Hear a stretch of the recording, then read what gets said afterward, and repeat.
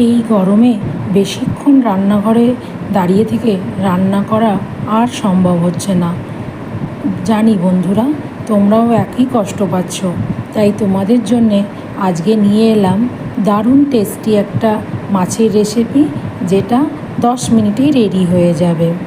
তো প্রথমেই একটা বাটিতে 1 চামচ কালো সর্ষে, 1 চামচ হলুদ সর্ষে, 1 চামচ পোস্ত, ছোট্ট একটু আদা আর 6-7টা কাজু সামান্য জল দিয়ে আধা ঘন্টার জন্য ভিজিয়ে রেখে দিতে হবে।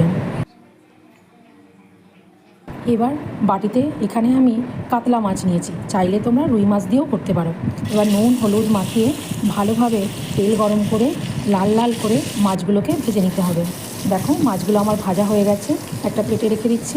এবার একটা মিক্সার জারে নিয়ে নিচ্ছি অল্প একটু কাঁচা আম, সাথে দিয়ে দিচ্ছি স্বাদ মতো কাঁচা লঙ্কা, আর দিয়ে দিচ্ছি ভিজিয়ে রাখা মশলাটা। এবার একটা ফাইন পেস্ট বানিয়ে নিলাম। পেস্টটাকে এবার একটা টিফিন বক্সে ঢেলে নিচ্ছি, সাথে দিয়ে দিচ্ছি মিক্সি ধোয়া সামান্য একটু জল। মনে রাখবে বন্ধুরা, বেশি জল কিন্তু একদম দেয়া যাবে না। এবার দিয়ে দিচ্ছি স্বাদ মতো নুন, অল্প একটু হলুদ, অল্প একটু চিনি, ভালো করে মিশিয়ে নিচ্ছি। ভালো করে মেশানো হয়ে গেলে মাছ ভাজার যে তেলটা ছিল তার থেকে 2 চামচ তেল আমি এই মিশ্রণে দিয়ে দিলাম।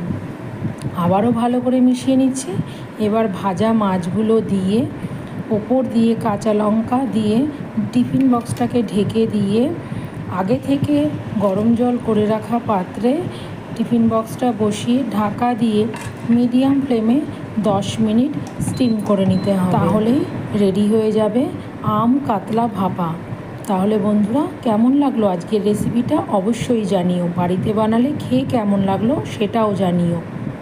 ভিডিওটা ভালো লাগলে লাইক শেয়ার ফলো করে পাশে থেকো, আর ইউটিউব থেকে দেখলে চ্যানেলটাকে সাবস্ক্রাইব করে নিও। Thanks for watching. টাটা।